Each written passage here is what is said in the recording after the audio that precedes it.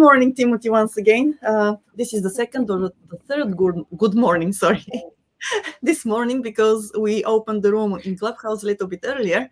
So it's very nice to see you have a great backdrop. Very, very nice. And I can see that it's sunny there. It's sunny in Tokyo as well. Thank you for being with us this morning again. To everybody who is watching or listening to us, this is Japanese Politics One-on-One with Timothy Langley and me, Maya Matsuoka. This is our Sunday morning show, the one that the Japan Expert Insights runs. So thank you very much for being with us. Timothy, I don't want to keep you waiting. I know that you're just dying to tell us what has happened in Japanese politics this week. There has been some good news, actually, and some not so good news. And let's see. So I'll give you the floor now. It's yours. Great. Thank you very much, Maya. I am reporting today from downtown Misaki, which is a port city on the tip of the Yokohama Peninsula. I sailed yesterday from the home port of Chiba. It took me about 3.5 hours to cross Tokyo Bay, dodging all sorts of container ships and tankers to get here unscathed. As we started the show, as usual, you turn the camera off, but I have I just love that entree, the introduction to the show and the music, and I'm always dancing to it. And I looked around, and I'm in a public place now, and there were a lot of people kind of looking at me dancing. So I guess I need to be careful of my surroundings.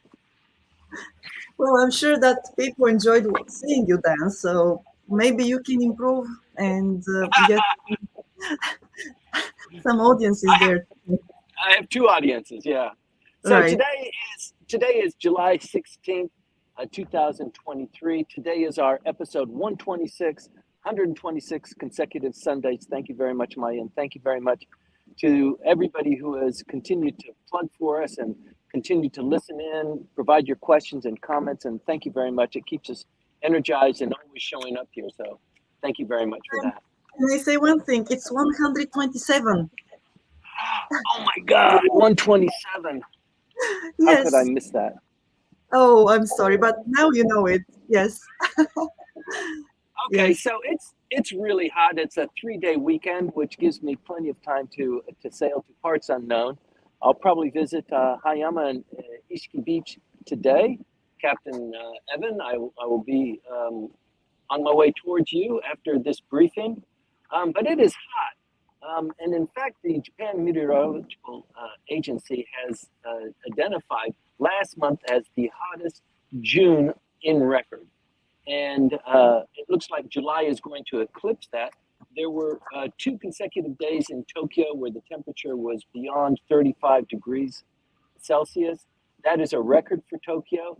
And the reason why we talk so much about Tokyo is not just because it's the capital city, but I mean, it is by far the largest metropolitan area. Almost 10% of the entire population lives in the megalopolis. So what happens in Tokyo really has an impact and a kind of influence on everything else. And it just dominates the news. Everything that needs to happen in Japan initiates in Tokyo. I think people from Osaka and Nagoya hate hearing that, but the fact of the matter is that Tokyo pretty much sets the standard. So for Tokyo to have 2 consecutive days of really hot weather, record-breaking hot weather, the Meteorological Agency has also said that it's going to continue to get this way.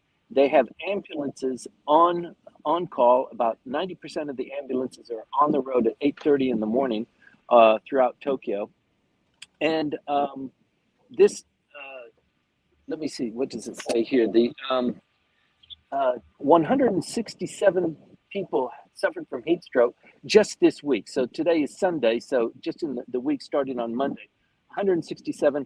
But that means that 394 people were picked up in ambulances at the same time. So the 20 prefectures of Japan, of the 47, 20 of them are under a heat stroke warning alert. And in fact, we've talked about this before. We are in the season of what they're calling a super El Nino. So it happens as a confluence of a couple of factors. El Nino happens every 4 or 5 years.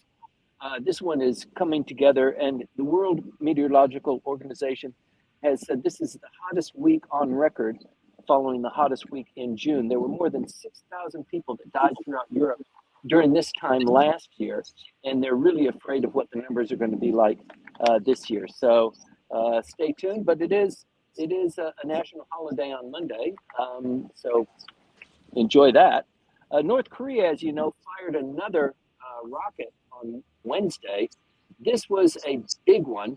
They fired it in a very acute trajectory so that it went really high, stayed aloft for 74 minutes before it struck outside of Japan's exclusive economic zone. But I think this was a show of force by North Korea. There's a lot going on there on Monday and Tuesday.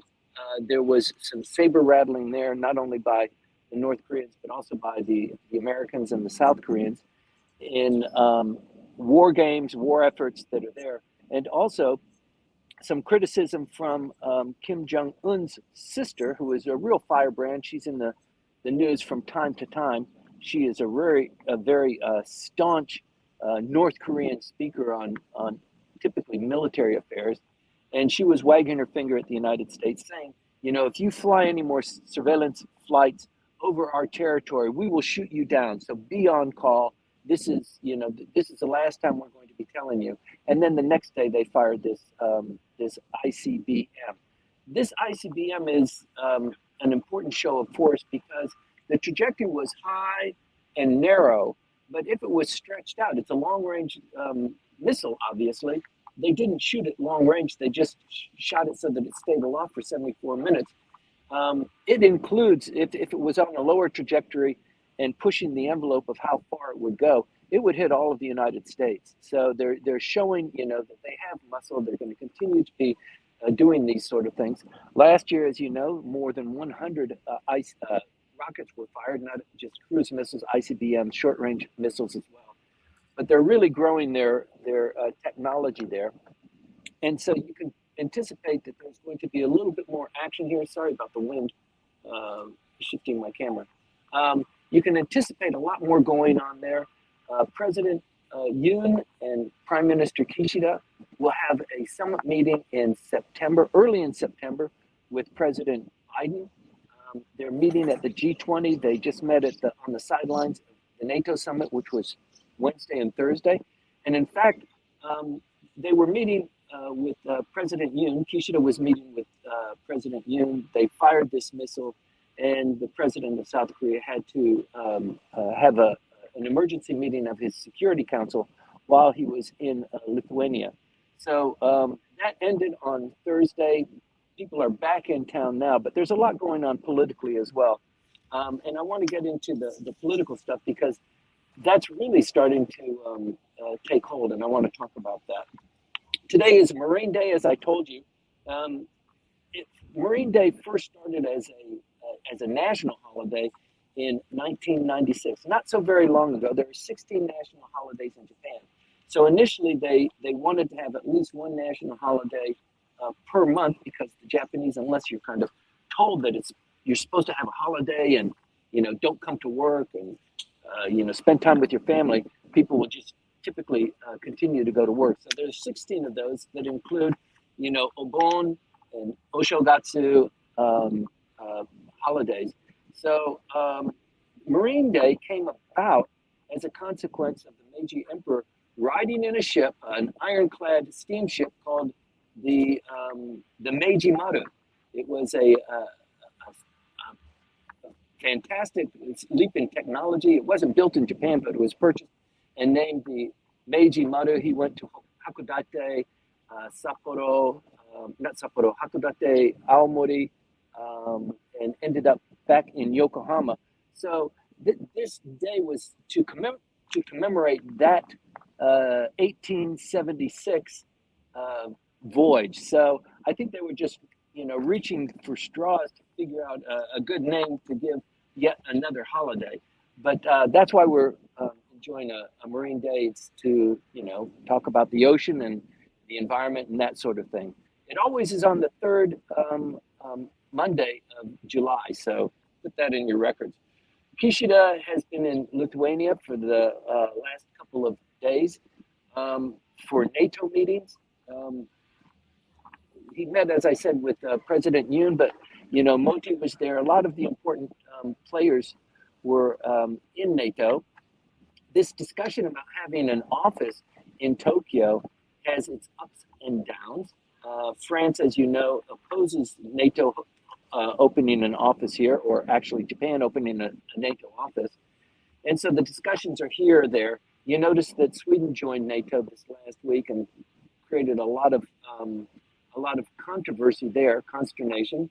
And I think riding on that, maybe there has been some concessions given about this NATO idea.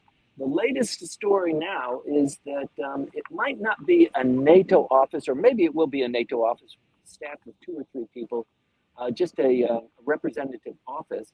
But I think the idea now being trial ballooned by the Prime Minister is, rather than NATO having an organization of Asia Pacific states, and that would include Australia, New Zealand, Philippines, the area around this area.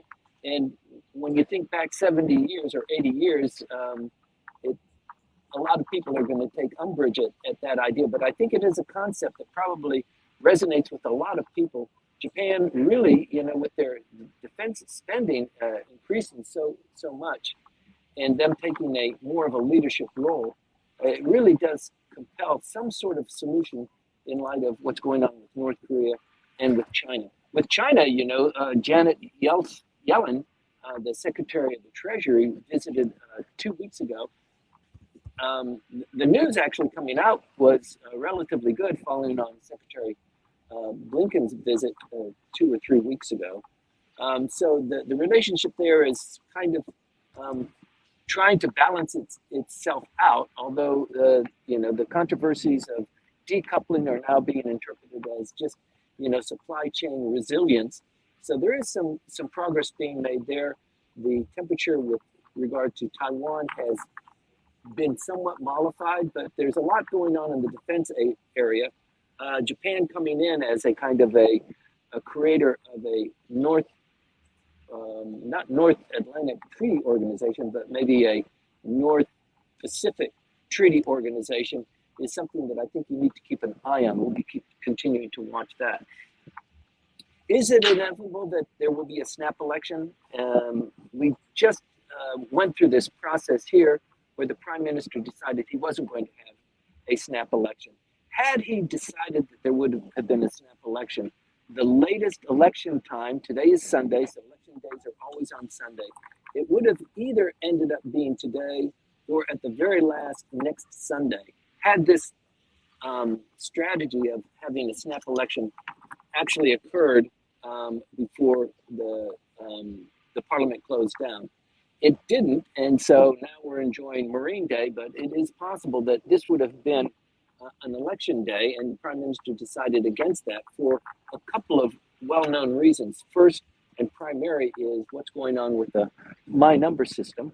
There's been received a lot of controversy and a lot of gaffes there under the leadership of Kono Taro with the Defense Ministry. It's really creating a lot of bad feelings there.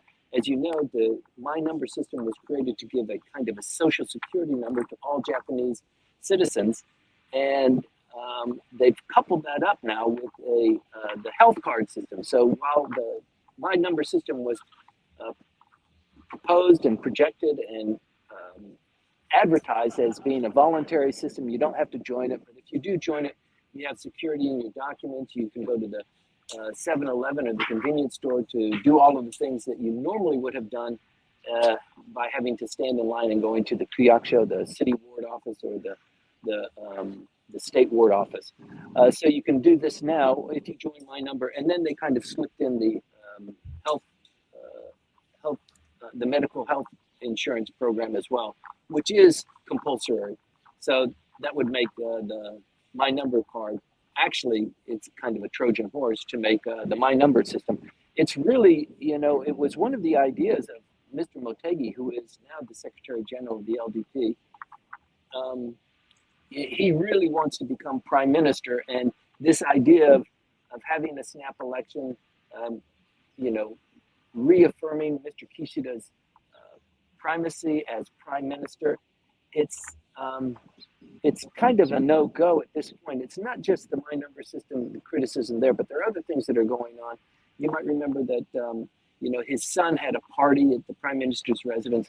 As we discussed at the closing of our last briefing, scandal plays such an important role because the Japanese voting public is just so fickle, and they can decide, how they're going to vote, especially a vote, on a couple of data points. So it's a very tricky situation, but I think it is inevitable that the prime minister will hold a snap election probably in September or maybe October. So the prognosis right now is Obon is coming up in mid-August. I don't think that anything is going to happen between now and then. Timothy, I think we lost you. Can you hear me? I can hear you. Yes. Okay. I think that we lost you. Oh, you're okay now. Okay. Okay. Sorry. Okay. I got somebody yelling at me for making a broadcast. Oh, wow. Okay. They're going to throw me off here. I see. Okay. Okay. So Getting back to the snap election scenario. So the prime minister is probably going to, first of all, shuffle his cabinet. He's got to get some people out that he wants out and put in people that have been in the diet for a long period of time. They need to be they need to have a cabinet portfolio. Otherwise, their love of the LDP and their support of Mr. Kishida is going to wane. So the prime minister needs to come up. There are a couple of cabinet portfolios that were granted to people that kind of are not. They don't have the skill or the experience in the portfolios that they were given, but they are due that kind of recognition. They've been in the diet 6-7 times. So once you've been in the diet and reelected 6 or 7 times, generally, if you're not made a cabinet minister or given some important party post within the LDP, this guy's throwing me out.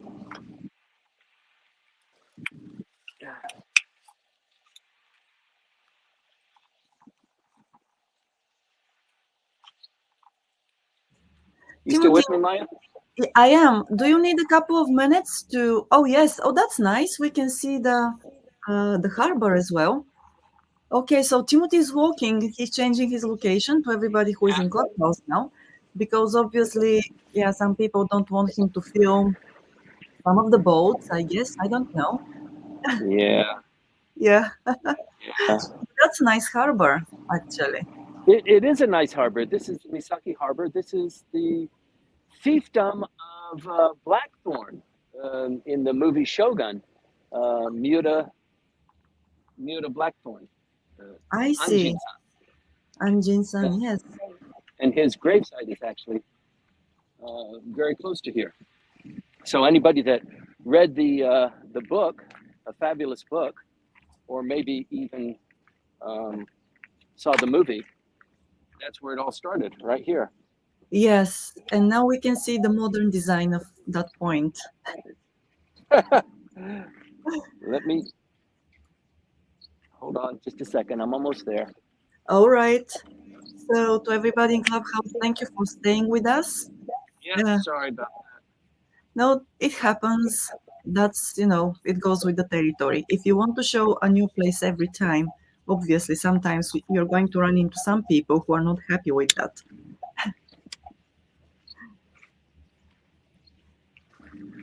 Well, all I want to say is I've been kicked out of better places than this. Right. Okay. Nice. Okay. You good? I think so. All right. Yes. So. Ooh. Sorry, everybody. Yes. Apologies for this, but we'll continue. Okay. Yes. So the point of having a snap election depends on a lot of the issues that the prime minister sometimes has control over, sometimes he doesn't have control over. But the logic of having a snap election is it's not in the Constitution. It's just something that happens with prime ministers. The very first prime minister, Mr. Shigeru Yoshida, did a snap election when he was prime minister in his second term, and it worked. It worked well for him, and so throughout Japanese political history, since the new constitution was revised, there's been more snap elections than general elections. So typically, a member of the lower house will serve for 4 terms, but almost never do they serve for 4 terms. And in fact, when we went on a recess from the last Diet session, the LDP members were instructed, spend time in the constituency, kiss babies, go to weddings, be with your voters, because a snap election is going to happen, and we really don't know when it's going to be, but that's the prime minister's call. So be ready for it. So, if you've been in the Diet, I guess you haven't. I've been in the Diet, but it's relatively quiet there. Most of the members are not in Tokyo. They're out in their constituencies, and that goes not just for the LDP, but also for the others too. The one thing that the LDP has an advantage on is because the prime minister coming from the LDP, he's the president of the LDP, in fact, he can call it whenever he wants. So he can kind of a surprise attack to the opposition parties, and that's the whole purpose here, is to catch them off guard, unawares, and to be better prepared, because if you know when you're going to call it, you've got all your documents, you've got your talking points, you've got your teams already assembled, you've rented the space. And for an election cycle like for the lower house, the election period is very short. It's about 10 days, but the whole process takes around 30 days. So the prime minister would announce it. He would say in 2 weeks or in 10 days, I'm going to close down the Diet right now. I'm going to call for an election. So he does give a little bit of time, but it can happen relatively quickly. And I think that's probably what's going to happen. Everybody's kind of on tenterhooks, wondering when it's going to be. So the first thing that's going to happen before there is a snap election is a change of the guard in the cabinet. We were talking about that before I just got tossed off the deck of where I was earlier broadcasting. But with the new cabinet, the prime minister is hoping for wind in his sails. If you've only got a 30-day window, and actually it's a less than a 30-day window, because at the end of that period, let's say it's 30 days, you've got 10 days of an election cycle that ends at the end of the 30 days. So you've got 20 days of building up to that. The voters really don't have a whole lot of time to evaluate the policies and do an investigation of who the personalities are. So it really goes on a kind of a sense of what the press is saying. Typically, when I've been asked to describe Japanese elections, it's kind of like Matsuri. There was a Matsuri here last night. There are Matsuris going on all over Tokyo now, with lots of fireworks too. So this feeling of a celebration, of a Matsuri, that's what Japanese elections kind of are like. So people vote based on kind of a whim, depending on who they voted for the last time and what's being said in the press. Who is on first base, who's on second base, and particularly what's the scandal, because the scandal really implicates what the character of that particular politician might be, or what his party represents, that sort of thing. So scandals, I think probably one of the reasons why the prime minister didn't call for a snap election earlier was not just my number, not just because of his son having a party in the prime minister's residence, but he just didn't have enough good things going on. The defense budget, the child care legislation, how we're going to pay for that sort of thing. Things just were not really going in his favor. So he's got to wait for some critical element to happen where he's got wind in his sails. People are thinking positively about the prime minister, and that's when he'll close down the Diet. So I kind of don't think that the prime minister is going to wait this entire time for the end of the 4-year term of members of the parliament. I think it's going to be a snap election, probably this year. Difficult to say right now. But one of the other things that impacts on this is what's going on with the Abe faction. So the Abe faction, if Mr. Abe was still alive, he would be on speed dial with the prime minister. And in fact, given that the Abe faction consists of 100 LDP members, Mr. Kishida's faction is what, 45 or so. So he really does require, and also the way factions are kind of structured. If the boss says we're going to do it this way, everybody puts on their armor and they do it that way. Otherwise, you're not going to be invited to stay in the faction. So with Mr. Abe having that kind of voice and that power, he really can dictate a lot. And in fact, Mr. Kishida was quite deferential to Mr. Abe when he became prime minister, confided with him and didn't do things without getting Mr. Abe's blessing. So right now with the Abe faction, there is one titular head. It is Hakubun Shimomura, a very close friend of the prime minister's. He used to be Minister of Education, but he's been in the Diet 7 terms. He is kind of the unofficial head, but there has been, and we talked about this last week, a group of 5 of different scenarios. One was the group of 5, the elders. They're not all elder, but they've been in the Diet long enough. They've got a couple of cabinet portfolios under their belt, so they're identified as kind of the leaders. Will guide the faction moving forward. This was an idea. It was trial ballooned. I thought it actually had a little bit more weight behind it, but now over the last week, since everybody in the LDP watched this briefing, they had to rethink about it. The other scenario was that the member within the LDP faction, the Abe faction, who is the senior most upper house member, Mr. Seko, his idea was, I'll just break off the faction members who are in the upper house and we'll start a faction. So I'll have maybe 30 or 40 people there. They'll all be upper house members, but it'll be one of the largest factions. The Abe faction will be diminished as a consequence. We'll carry a lot of political weight. That was another idea. So it happened this last week that Mr. Mori was criticized by Mr. Shimomura. Mr. Mori is the fellow who it used to be the Mori faction. It became the Abe faction after that. But Mr. Mori was the chairman of the Olympic Committee. You'll remember him. He was renowned as a college rugby player. So rugby was kind of one of his pet things to talk about.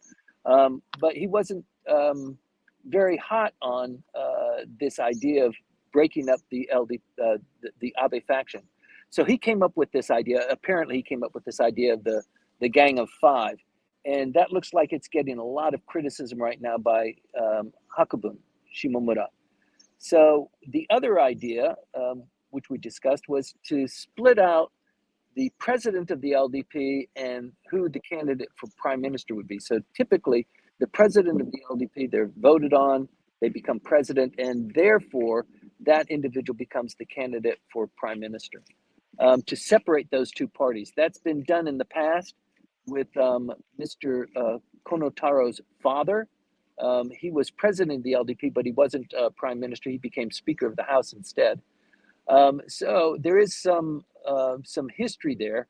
It is still unclear, and with this confusion, it's difficult for the prime minister to call a snap election without having some sort of a feeling on what's going on there.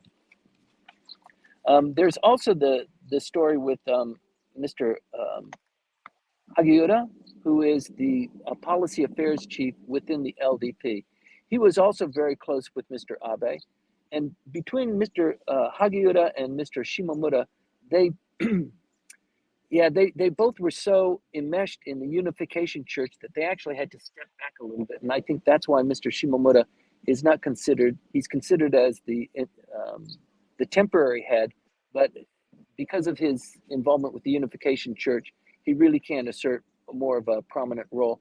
And with Mr. Hagiura, similarly, he was deeply involved with the Unification Church. He's keeping a low profile there, but I think in the cabinet reshuffle, he might have a shot there. he might keep him as the policy affairs chief, but he's created a problem in Tokyo 28 for the upcoming election. As you know, 1010, gerrymandering in Japan, as ordered by the Supreme Court, there are 10 lower house seats that are being taken out of low populated areas in the rural areas and put into the highly populated areas. So that will happen for the first time under this scenario at the next election. So when there's a snap election, then these 10 new seats, 5 of them go to Tokyo. One of those seats, Mr. Hagiura decided he wants his friend to run in. Unfortunately, LDP and Komeito are in a coalition, and Komeito called dibs on that seat, on Tokyo 28. And Mr. Hagiura said, no, I kind of want that one. It turned into a big battle. And as a consequence of that, the Komeito said, okay, screw you guys. We still have this alliance. We still have this coalition government. But with regard to Tokyo, the 29 votes, the 29 lower house seats inside Tokyo, we're not going to support you. We will support you in the other areas so that in districts that we don't have a candidate, we will tell our members who are members of Soka Gakkai or of our political party, Komeito, to vote for you. But in Tokyo, we're not going to do that. We did that before, and you guys have screwed us, and you're not going to give us Tokyo 28, where we have a friend that we want to run. So the deal is up. So actually, Mr. Hagiura has created a huge problem for the LDP. There are 22 LDP seats in Tokyo. 11 of those are at risk if they don't get support from Komeito. So 11 of the 22, that's 50% of the LDP members are going to be in trouble. And in a certain plurality, maybe I think there's 4 or 5 of those seats, Ishin has a candidate already identified for those seats. So not only will the LDP candidates in these special districts not have the 20,000 or so votes that the Komeito typically brings in election, they're not going to get that. But Komeito has the ability to shift those or to tell their voters, we can't run in this a candidate in this election, or maybe our coalition partner is, but as a consequence of them kind of playing roughshod with us, why don't you just vote with your own conscience about that? And we kind of like the Ishin candidate. So Ishin is definitely on a roll. It is really scaring the bejesus out of the LDP. And I suspect that they're going to make great inroads. They did just this last election in this next lower house election.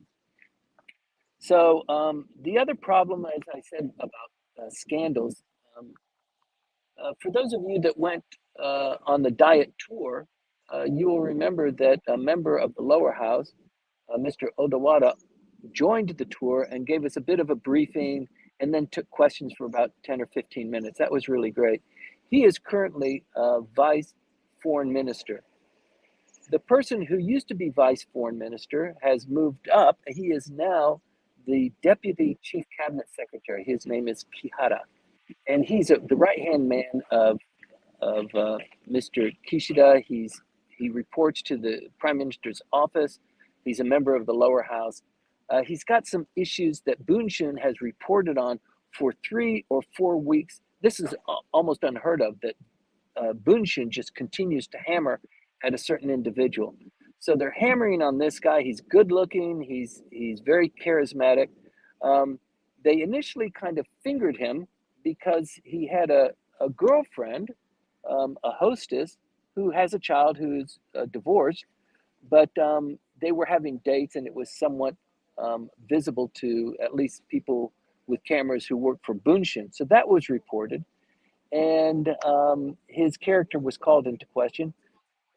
Then it turns out that his wife was implicated in a murder of her husband, and the latest Bunshun article is that because she is married to Mr. Kihara, she was able to convince the public prosecutor's office that her dead husband, it might have been a suicide, he was stabbed through the throat, it might not have been a suicide. Maybe it was a suicide, but it wasn't a murder, certainly. So this was her husband before she married to Mr. Kihara. And that investigation now has taken on a new turn. So the public prosecutor's office is now questioning her in light of that, and a lot of dirty laundry is coming out. The prime minister is in a really difficult position because under normal circumstances, he would say, look, you're causing a lot of heat. It's a delicate time for me. I really can't, I like you and everything, but it's just creating too much problems for me. Would you please resign or allow me to move you out and move somebody in? He can't do that because he already has fired 4 of his cabinet members when he first started. It has never happened in a Japanese prime minister's history that he's let go of 4. And when he let go of 4, it was within a 2-month span. So he's kind of stuck with Mr. Kihara. He's really eager to have a cabinet reshuffle and just change the deck and just kind of push the Kihara issue aside, start with a fresh slate. The only problem with that scenario, it's going to happen, but the only problem with that is that whenever you start with a new slate, there's always some skeletons in the closet. No matter how much due diligence you run, once you have a new cabinet and these people have considerable, ministerial portfolios, they're throwing around a lot of weight and impacting the economy. Their enemies start to come out, and Bunchun is at the ready to kind of expose those things. So it's never really an easy thing, and I really appreciate everybody tuning in to help us follow what this development continues to be, because it's always so interesting.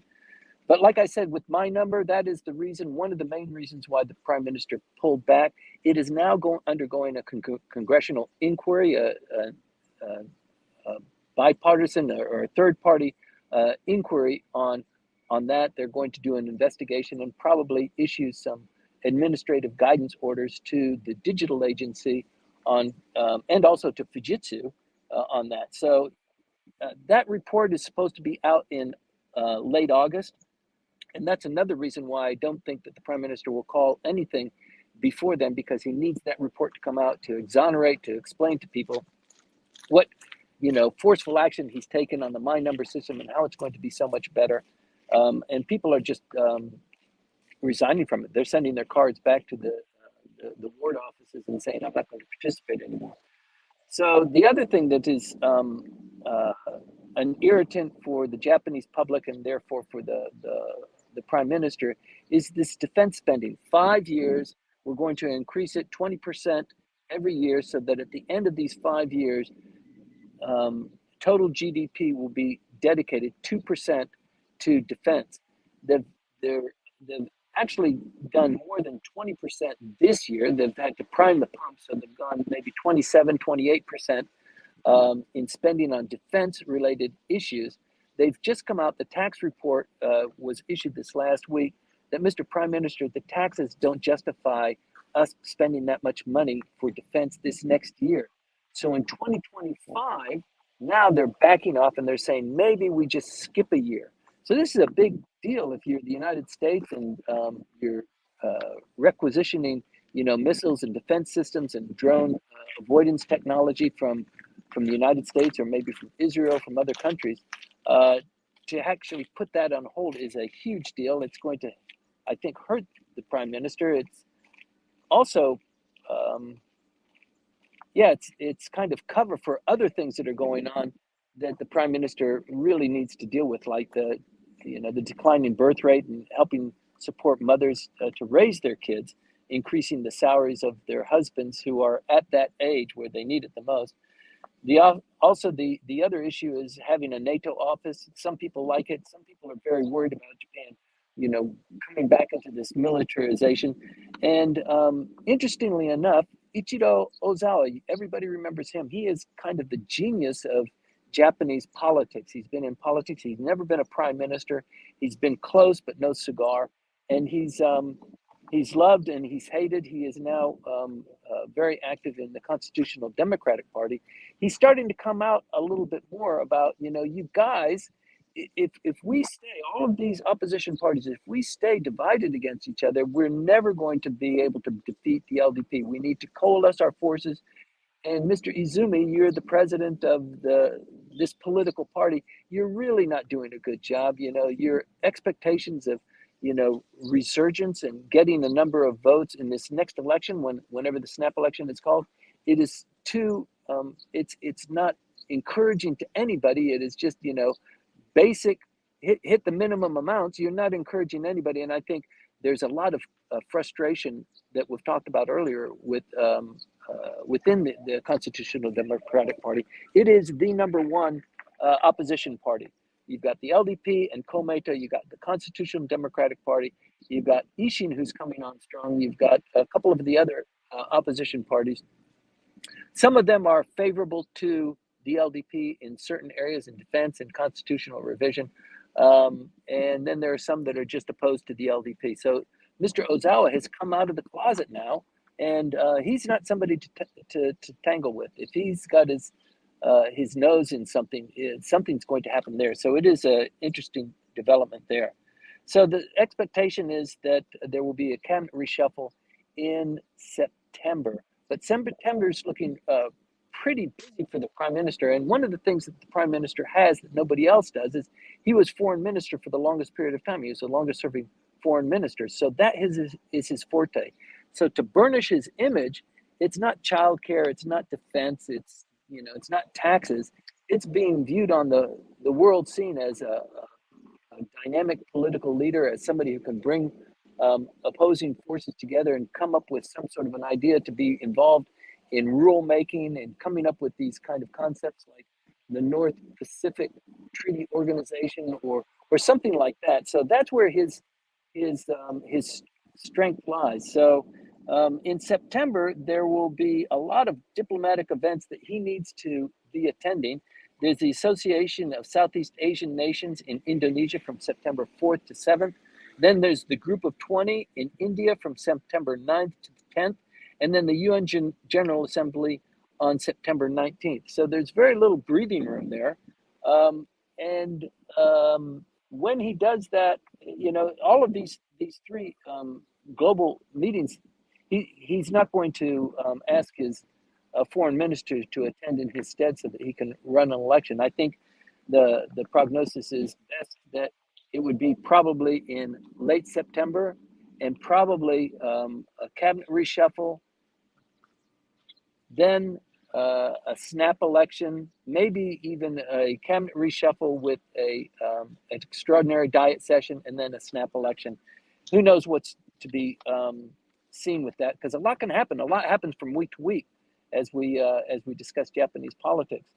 So nothing to snooze about. The key personalities to keep an eye on are Kono Taro and Toshimitsu Motegi, as they are shifted out of the cabinet. Who comes in and what does he do with them once they leave? He can't really punish them or criticize them openly. I think the blame for the My Number system, which is huge for the prime minister, will probably fall on Kono Taro and impact his likelihood or his likability to become a prime minister in the near future. That's it for me right now. Broadcasting from downtown Misaki, the harbor is beckoning me. So Maya. Thank you, Timothy. But we still have a Q&A session. I hope that you can stay there for the session as well. Absolutely, looking forward to it. Absolutely, great. Okay, so I wanted, before we move into the Q&A session, I wanted to announce to everybody who is watching us or listening to us in Clubhouse too, that well, I talked a little bit about this on LinkedIn, but a couple of weeks ago, I went to a hidden gem in Tokyo. I found it, discovered it. And that gem is Meiji Kinenkan. And so surprisingly, even though the venue, actually, that is a villa, it was created and it was maintained as the tea what is that, the tea venue for the royal family. Now they are doing a beer garden there, which is open to the general public. So we're going to have a drop-in event this week, actually, coming week on Thursday.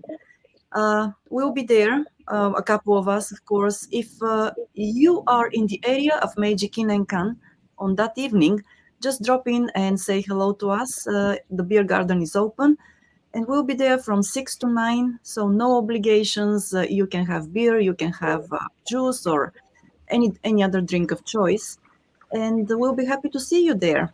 So that's Meiji Kinenkan, July the 20th, from 6 to 9 anytime. So we'll be there. Hopefully So you can. Maya, Yes. are you going to post a location? Because I think in our audience, the number of people who have never visited the diet, percentage-wise, is almost the same percentage of the number of people who have never visited Meiji Kinenkan, and more specifically, who have never had a beer in that fabulous beer garden. So maybe people don't know where it is. Okay, I will check it out while you answer the questions, and I will post the Okay. location of the venue. Yes, that villa in the room chat here in Clubhouse, also on LinkedIn, and also on YouTube and Facebook. So people can just click on the link and find out where it is. Great. Okay. Definitely, I'll be there. It's just a drop-in, so no reservations. Just come if you No, want no to. reservations, nothing. Yeah, it's a drop-in. Thank you. So, thank Great you, idea. Tim. Oh, I'm looking forward to seeing you there, actually. You too. Okay, great. So I think that we'll have a couple of questions on LinkedIn. At least I got, some people saying that they had questions to you. In the meantime, I have something here. And so you mentioned that, a lot of change has been ongoing there with regards to the My Number card, because in the beginning, of course, it wasn't mandatory. Now it a kind of is, but it's going to be actually once they merge it with the healthcare system card or healthcare card, and Sometime next year. sometime next year. So. Are there any talks about legislations or a legislation that will make that shift, from voluntary to mandatory enrollment in the system? Are they Yes, talking? the legislation has already been passed, and that's why all of a sudden it's become such a huge issue, because people said, "Hey, wait a minute, what is this? How did this happen? How did this legislation just kind of sneak through?" So the legislation has been passed, and the cards will be incorporated together. Probably, I don't think it's April. I think it's a little bit later in the year of 2024. Yeah, I see. But that's coming. So, That's coming. That right. is coming. And I think the reason why it's created such a problem is because the voters are saying, wait a minute, I didn't know anything about this. And so the criticism is pretty harsh, and it's directed at, the prime minister in primary form, but also anybody else, the Ministry of Health and Welfare, the digital agency, Fujitsu. So a lot of people are being blamed for this kind of sleight of hand. Right. And I also hear that basically there was some criticism of the current government, actually, that's the cabinet, because when Mr. Kishida, actually, when he was running for the seat, I think that he promised that there will be no tax increases once he become a prime minister. And so now we have this with My Number card, of course, in addition to everything. And they're talking about increasing the road tax. They're talking about a new legislation that will regulate the invoices here. And everybody is up in arms that once you actually become, you subscribe to the My Number system, you will have to be, like everything is coming together. So there will be, tax increase, and the government will eventually get you there, because there will be no way to actually avoid. paying those taxes. And I don't know. It sounds like a conspiracy theory, but I believe that it is not at the end of the day. So what are your thoughts on this? So one of the that's a great comment and observation, because one of the things that was really pushing the prime minister to have a snap election quickly is because it's not going to get any easier.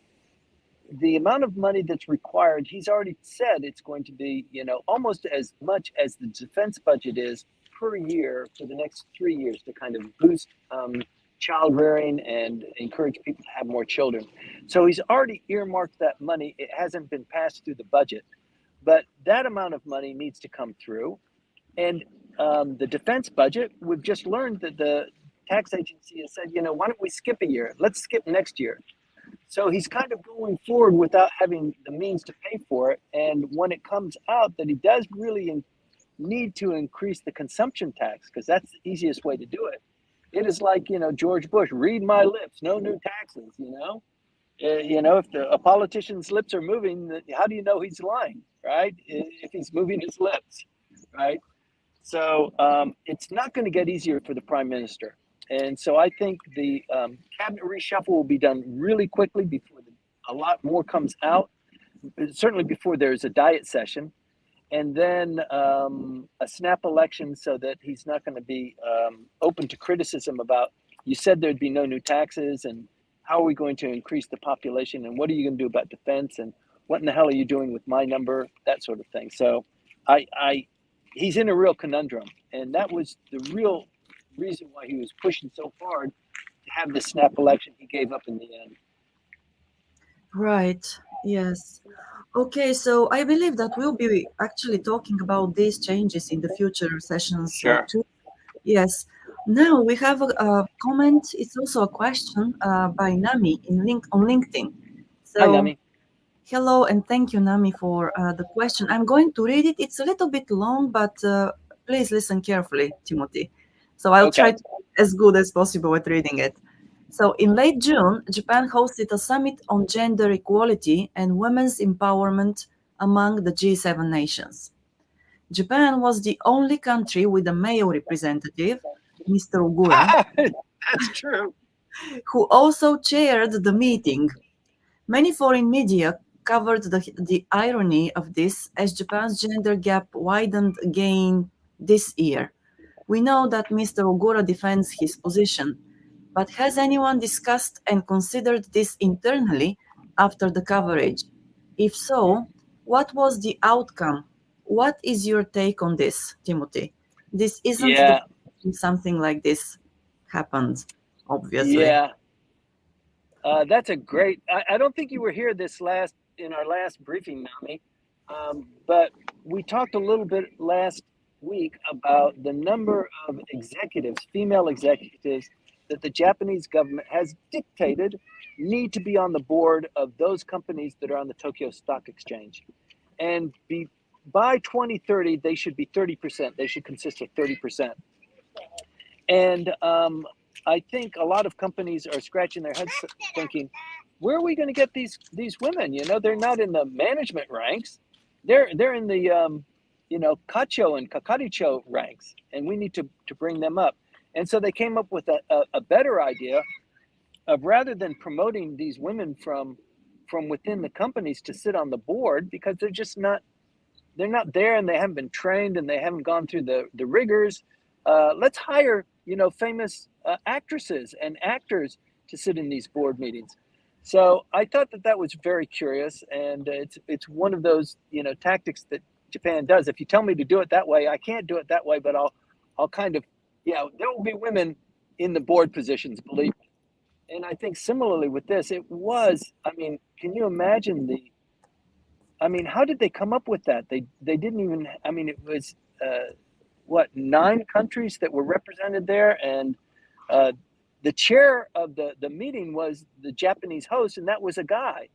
And how can you miss something like that? So I don't have much to add on that, but I do know that they're struggling.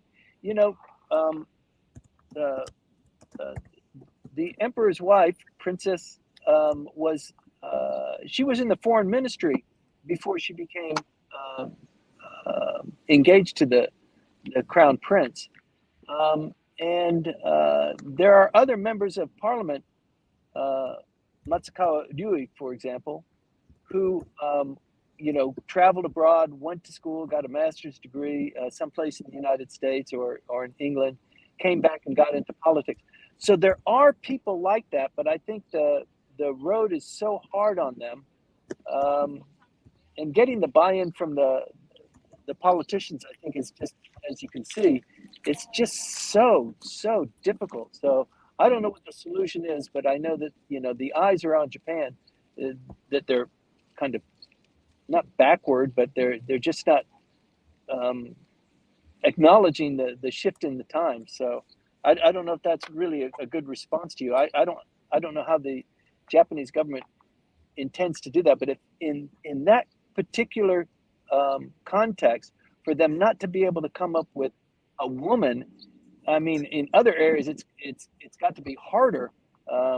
Gosh, we've got so many years to prepare for that.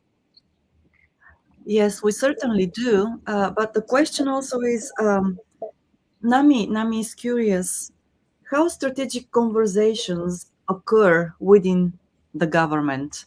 If you can give, some insights on this. Well, typically it happens in the prime minister's office. So the organization of the prime minister's office, it's a huge organization. It's not just the cabinet officials. So the cabinet officials show up on a weekly briefing, but the prime minister's office, it's probably 600 people that work there.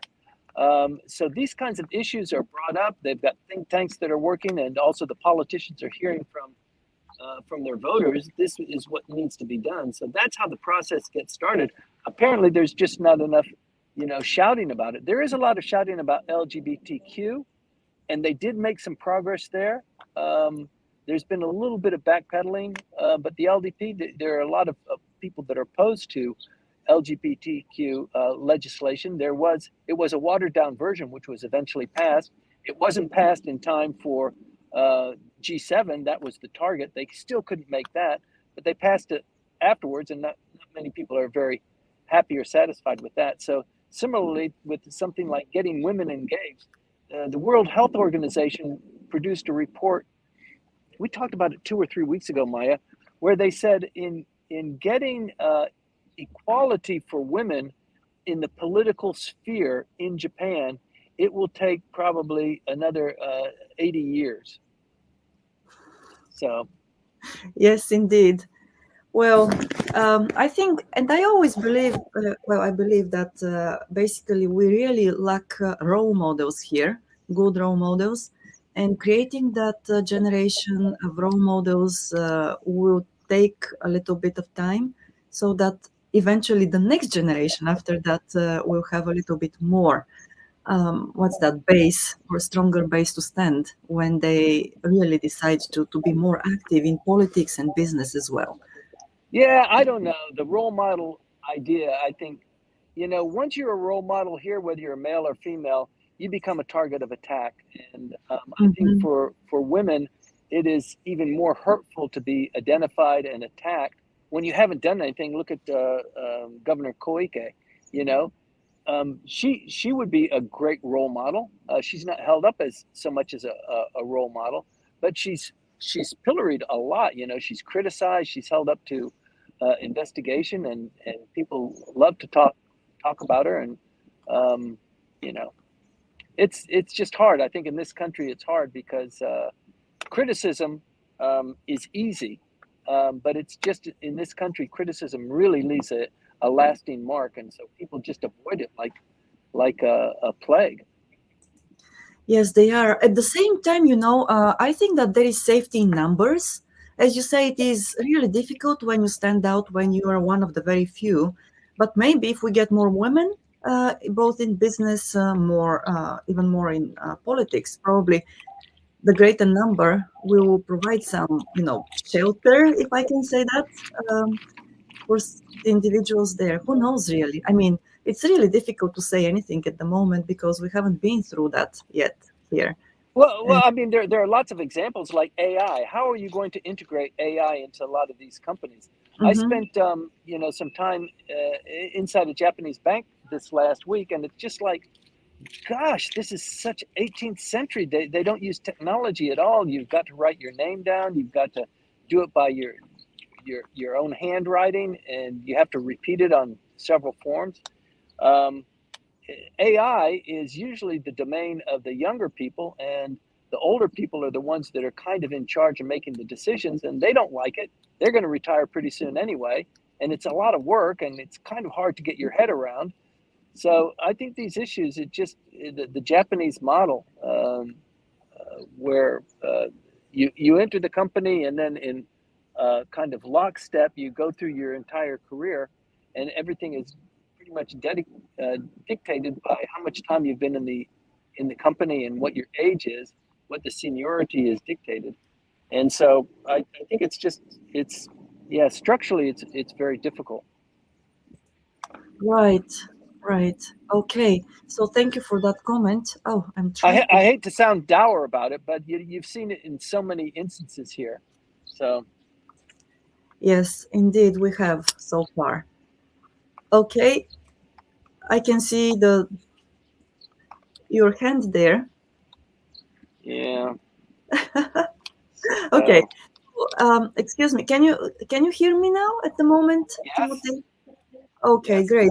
Because I have another question to you actually, and it's about well, once again, Komeito and the LDP, because we know that Komeito is actually trying, to soften some of the policies that LDP is trying to pass, and of course, so at the moment there is a policy which is about actually subsidizing the expenses or for oil, energy, gas, and so on, and those subsidies they're going to end in September. That's right. Um, of course, Komeito at the moment, they are proposing to probably extend those subsidies beyond September. But what are the chances of that happening, actually? So, what are the chances of the LDP listening to Komeito and taking some real steps in that direction? I think the possibilities are high, and it all depends on what the prime minister decides with regard to elections. So Mm-hmm. if he's trying to garner votes from the population, he'll accept the proposal and be very magnanimous about it, and extend the subsidies for energy costs. And I think it's probably something that he has to do in any event. The economy is just not taking off, and he needs something in order to encourage the voters that he's the guy for us. He cares about us, that sort of thing. I see. Well,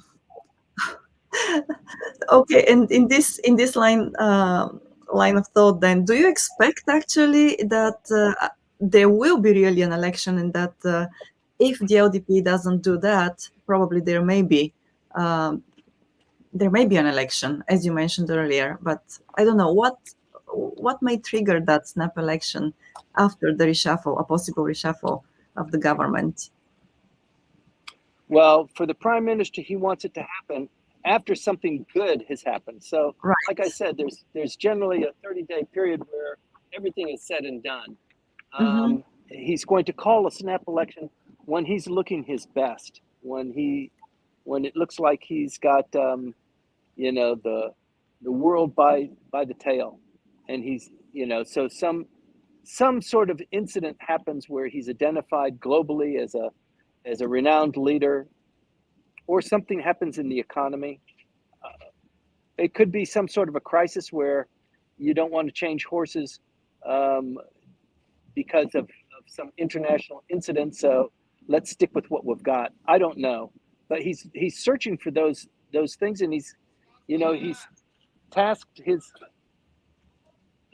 his cabinet and the members of the LDP to be creative in coming up with these ideas too.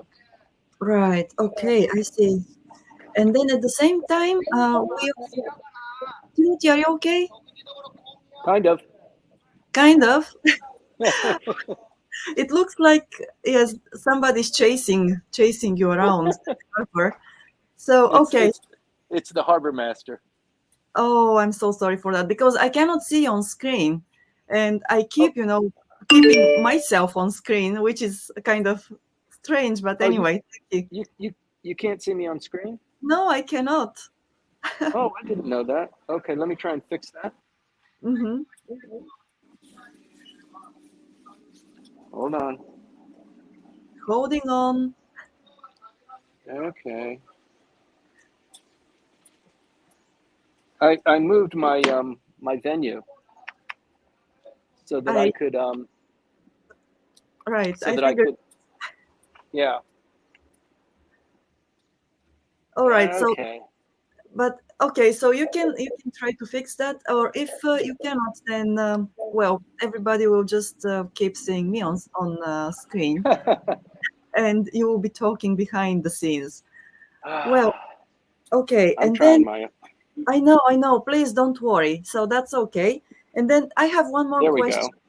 You're there, yes. Thank you for that. Can you hear my question, Timothy, now? Maybe not. I guess we lost you. Oh, all right. To everybody in Clubhouse, Can you apologies. still hear me? I can, yes. Okay, great.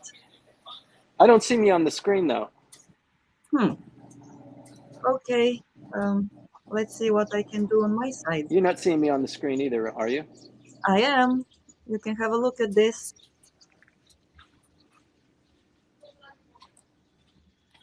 Okay. So,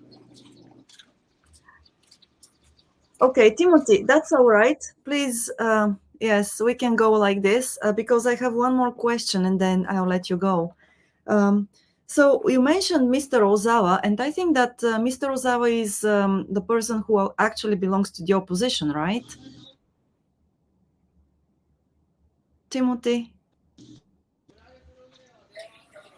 How's that? Nice. There we Okay, my go. computer, yes. Okay, so earlier you mentioned Mr. Ozawa. Right. So yes, so and you said that he came out of the closet, and I believe that Mr. Ozawa is the guy who actually was in, let's say, in the government when the LDP lost power in 2011. Am Right. I right? Yes. That's right. Okay. So, and he's out there, and I believe that he's also criticizing, well, the policies of CDP and so on. But also, do you think that CDP, the opposition party, is going to eventually get their act together? Because obviously they haven't been able to do that. And now with Ishin coming up, even stronger, it seems that that party actually is really losing Yeah. uh, power at a very, very fast pace. Yeah. They haven't come up with any creative policies. They are the main opposition party, but they're fraught with all sorts of internal disputes. And I guess that's wherever there is Mr. Ozawa, if he's not running the show, he's always causing trouble for people who are running the show. He's Hmm. he's um, he's kind of like that guy that you can't live with, but you can't live without. And he throws his weight around, and he knows that he is he's a political genius. So he's trying to convince them um, to coalesce forces with the opposition parties. At the same time, though, Ishin has already um, decided that they want to be the main opposition party. They're going to kick the Constitutional Democratic Party from their perch and provide a more vibrant, more representative opposing vote to the LDP than is being currently provided by the Constitutional Democratic Party or any of the other opposition parties. So they're hell bent on that. That is part of their strategy. That is what they've been talking about. Is first we take over the opposition leadership, and then we take on the LDP. So in this election, Mr. Baba has said that it'll take 2 election cycles to do that. But probably in this next election, if he's lucky, they will become the main opposition party. So whatever the Constitutional Democratic Party does, they're already being outclassed and outgassed by the by Hmm. Ishin. And Right. Ishin is just on such a roll. Yes, they are indeed. So, do you think that even though, well, the Constitutional Democratic Party, they really want to regain their position, probably it's not going to happen in the next 1 or 2 or 3 years? I'm sorry, you said the Constitutional Democratic Party is going to regain their what? No, they want to regain their power or their position, but probably that's not going to happen anytime It's not. soon. It's not going to happen. And Mr. Ozawa is kind of just saying that straight. He's saying, look, if we try and do it on our own, it's not going to happen. We're never going to be able to outclass the LDP. We need to coalesce the forces. So we need to be the party of choice for the opposition parties. So they want to form coalitions with us so that we can topple the LDP. And unless we do that, we're just going to be playing second fiddle for the rest of our lives. So that's Yes, his voice. but at the same time, they're losing even to Ishin, which means that very soon they will not be number two. They will be probably number three. So it That's will be right. like LDP, Ishin, and then next will be CDP. Right. Well, yeah, it's actually a little bit more complicated than that because Ishin is a viable alternative to Komeito. So Komeito is kind of chafing at this relationship with the LDP. And Komeito is only providing 31 House seats to the coalition. It helps the LDP in the upper house. It helps them in the lower house so that they have at least a majority, but it's only 31 seats overall. So Ishin, they could potentially become a coalition substitute for Komeito. And Komeito is already being kind of like, I'm going to take my ball and go home if you don't do what I want to do. And so there are a lot of people, and one of the reasons why this attitude has grown is because after Mr. Abe, who was very close to Komeito, there is nobody. Shimomura Hakabun is not the main point of contact for Komeito. Mhm.